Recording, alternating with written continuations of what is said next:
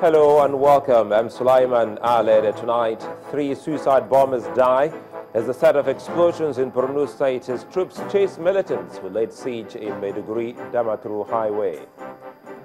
Protests continue in Anambra State despite government's assurance on the relocation of Boko Haram inmates from Ekulobe prison. Inspection of the Akwa Ibom State governorship election materials resumed after exercise was stalled yesterday. And Eurozone finance chiefs warn of tough negotiations as they meet to decide on Greece's new reform proposals for debt bailout. And business news, the International Organization of Securities Commissions makes case for SMEs financing through capital markets. And on sports news, Serena Williams outclasses Garbine Muguruza 6-4, 6-4 in the Wimbledon women's final to secure the 21st Grand Slam title of her career.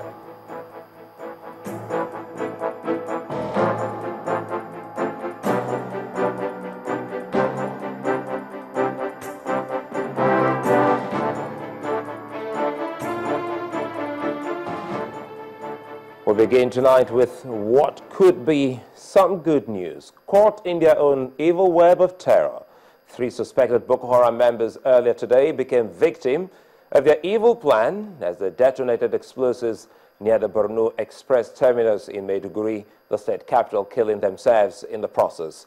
A government official confirmed to China's television that the bombers, who were the main casualties, rode to the usually busy area in a tricycle as early as 7 in the morning, targeting government and commercial buses plying Abuja, Kano, and other neighboring states.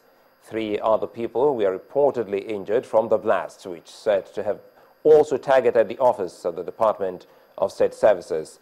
The incident comes as a total of 11 people are said to have been killed after suspected Boko Haram members attacked Gamdu town in Borno State last night.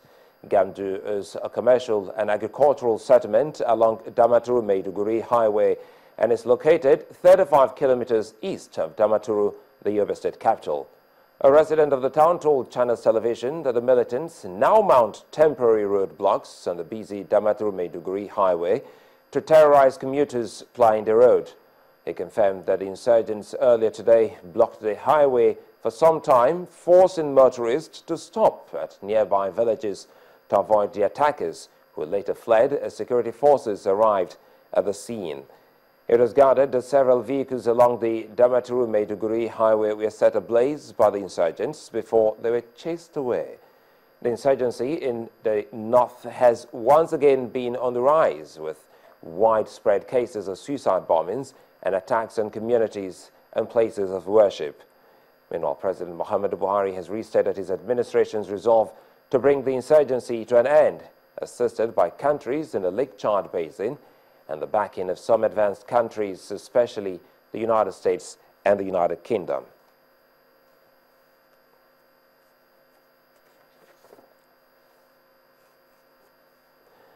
There is an urgent need for the media to highlight and celebrate the work of the African Union Peace Mission in several conflict-torn areas of the continent instead of sweeping it under the carpet.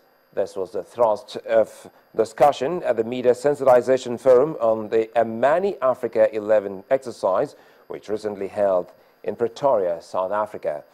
With the support of the EU, Amani Africa is helping to prepare the African Standby Force so that it can be operational by the end of 2015. Our correspondent, Temitokwe Fagbemi, tells us more. This is the meeting point for several minds and professions. From different countries on the African continent, this gathering comprises of diplomats, military personnel, and the media. It is the last day of the Media Forum on the Amani Africa 2 exercise coming up in October to November 2015 in South Africa. Several recommendations were put forward on how to promote the exercise. Sometimes it's really difficult to be able to get the leadership to talk, and not everyone who works at the commission is mandated to talk on behalf of the Commission. And sometimes journalists are desperate for information.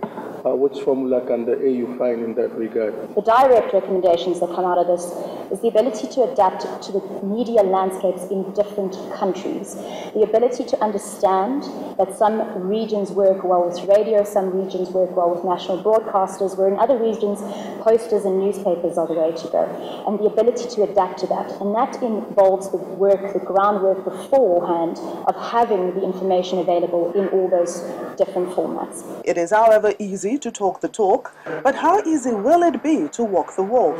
African Union is a young organization, 10, 12 years old, and trying to correct, to perform better, to use new technology. We are making progress in many sectors. We never said that we are fine, we are right, we finish. No, we are making effort to change. In terms of communication, in terms of information, also we are doing. We are using a new technology. We are using social media. We are trying to work with the young.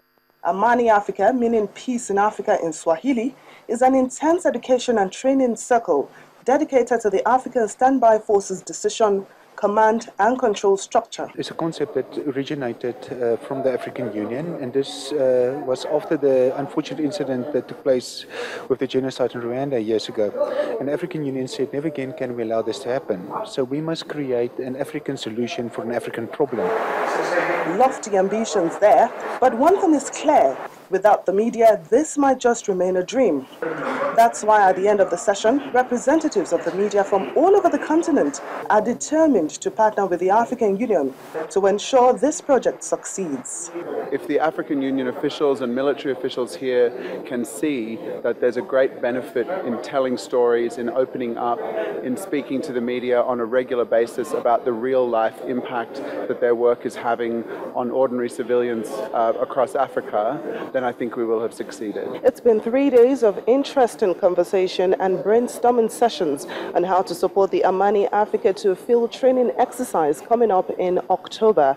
And one message that was sent out clearly here is the fact that the African story can only be told correctly by the African media. From Pretoria in South Africa, Temitope Fagbemi reporting for Channels Television News. As efforts continue in various quarters to reorientate Nigerians on the benefits of peaceful coexistence, the police in Yobe State have taken their campaign to students in the state. This initiative, according to law enforcement agents, is aimed at educating the youth to shun violence and other social vices. This is an enlightenment campaign designed by the Nigerian police in Yobe State to encourage young people to think right. Okay? That is how we want for you. The police public relations officer, Mr. Tony Badegeshi, says the campaign is to educate students against the adverse effects of vices and imbibe virtues that will promote peace and tolerance. This is part of the community policing strategy. It's part of the social and public engagement that we are going to back upon. We are going to be engaging the communities at different strata. We are starting with the schools. We want to engage the mind of the vibrant young people so that they will have positive information that will make them to be responsive before someone else will come and fill in their minds with negative and poisonous information that will be at the detriment of the society at large. So this program is an outreach, public enlightenment, to dissuade the mind of the students and the youth in general from social vices, and to let them see that there are so many evils in engaging them. The students are advised to shun drug usage, cultism, fundamentalism and terrorism.